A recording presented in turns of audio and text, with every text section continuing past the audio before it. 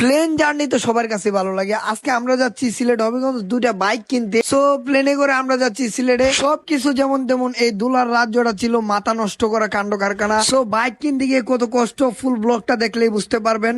আজকে আমরা দুজন প্লেনে করে যাইতেছি কই, সিলেটের হবিগঞ্জে। প্রথমে দোকান থেকে বের হয়ে একটা রিক্সা নিয়ে আমরা রওনা দিয়ে দিলাম উত্তরা এয়ারপোর্টের দিকে। সো একটা বাসে করে যেতে হচ্ছে আমাদের কালসি থেকে। এদিকে বাসের কাণ্ড কারখানা দেখেন। ওদের ঝামেলা চলবে এটা আমরা ভালো করেই জানি সবসময়। সো এদিকে আমরা দেখতে দেখতে চলে আসলাম হযরত শাহজালাল আন্তর্জাতিক বিমানবন্দর। কষ্টের বিষয় হইতেছে এদিকে এত কষ্ট করে আসার পরও আমরা বিমানের টিকিট পাইলাম না। সো এখান থেকে আমরা সোজা চলে গেলাম রেল স্টেশনে। এর থেকেও কষ্টের বিষয় হচ্ছে আমরা ট্রেনের টিকিটও পাইলাম না। সো কি আর করবো, এদিকে আমরা ট্রেনের ছাদের উপরে উঠে পড়লাম।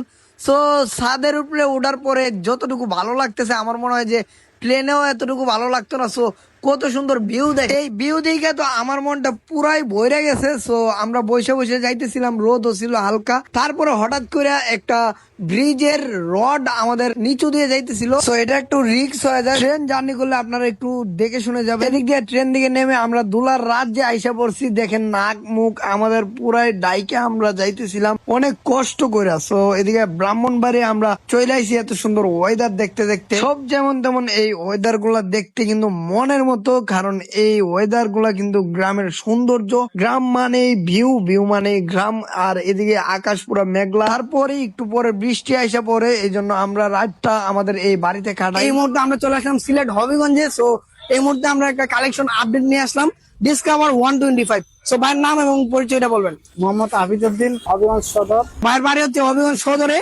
আর ভাই নিজেই এই বাইকটা ইউজ করতো। তো ভাই এটা কি আপনি নিজে ইউজ করতেন? তো এটা ওয়ান ডেস অবস্থায় আছে। গাড়ির কন্ডিশনটা কি বলবেন আপনি? জি ভালো। আর Fresh condition। এটা মডেল পাইছে কত? 22-এর মডেল। আচ্ছা, এটা হচ্ছে 22-এর শেষে কিনা। জি, জি। তো এটা ছিল আজকের ফার্স্ট কালেকশন আপডেট। বাইকের সবকিছু আমরা বুঝা পাই, তারপর বাইকে ভাইয়ের টাকাটা বুঝিয়ে দেয়, ভাইও আমাদেরকে কাগজটা বুঝিয়ে দেয়। তারপর আমরা আরো কয়েকটা বাইক খুঁজতে লাগলাম, কিছু বাইক দেখছি, এর মধ্যে আমাদের গ্রামের সৌন্দর্য দেখতে থাকেন। সো এত সুন্দর রং ধনু দেখে তো আমার মাথায় পুরো নষ্ট হয়ে গেছে। তার ভিতরে একটু মানবতার ফেরিওয়ালা হয়ে গেলাম।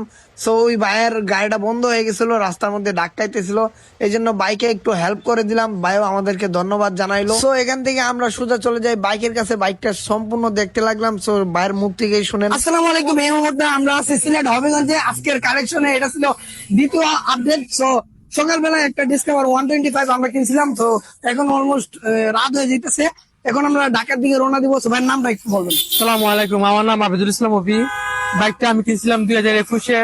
গাড়িটা আমি এখন মানে প্রয়োজনে গাড়িটা বিক্রি করতেছি। ওনারা ঢাকা থেকে আসছেন, তো ওনাদের কাছে গাড়িটা বিক্রি করতেছি। সো গাড়ির কন্ডিশনটা আপনি কি বলবেন? গাড়ি কন্ডিশন একদম ফ্রেশ গাড়ি, ইনটেক গাড়ি, তেমন বেশি ইউজ হয় নাই।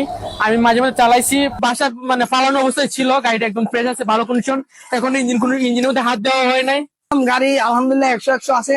সো আপনাদের লাগবে অবশ্যই আমাদের স্ক্রিনে দেওয়া নাম্বারে যোগাযোগ করবেন। পুরো ব্লগটা কেমন হয়েছে অবশ্যই আমাদেরকে কমেন্ট করে জানাবেন। এই ভাইয়ের কাছ থেকে বিদায় নিয়ে আমরা দুইটা বাইককে ভালো করে দেখে আমরা রাতে রওনা দিয়ে দিই ঢাকার উদ্দেশ্যে। অর্ধেক রাস্তা আসার পর আমাদের খুবই খিদা লেগে যায়। সো আমরা হালকা নাস্তা করে আবারও আমাদের গন্তব্যের উদ্দেশ্যে আমরা রওনা দিয়ে দিই। আজকের ব্লগটা কেমন লাগছে অবশ্যই আমাকে কমেন্ট করে জানাবেন, এবং এমন ভিডিও পেতে অবশ্যই আমাদের বাইকের রেসিং জোন পেজটি ফলো দিয়ে রাখবেন।